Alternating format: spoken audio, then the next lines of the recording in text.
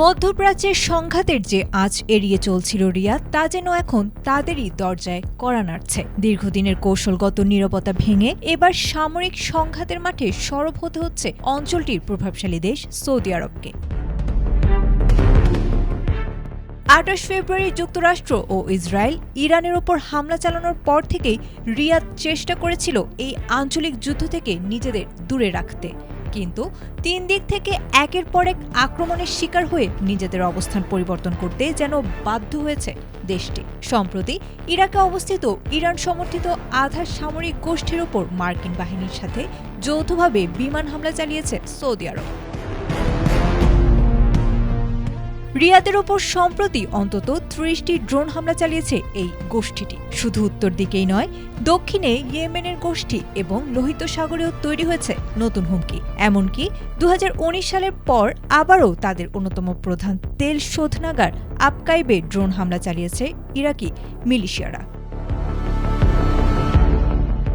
Hormuz প্রণালী ঝুঁকিপূর্ণ হওয়ায় সৌদি আরব তাদের পূর্ব পশ্চিম পাইপলাইনের মাধ্যমে লোহিত সাগরের ইয়ানবুর টার্মিনাল দিয়ে তেল রপ্তানির চেষ্টা করেছিল, কিন্তু গোষ্ঠীরা লোহিত সাগরের সৌদি তেলবাহী জাহাজে আক্রমণ বাড়ানোয় সংকেত দেখা দিয়েছে বাব আল মান্দেব প্রণালীতেও।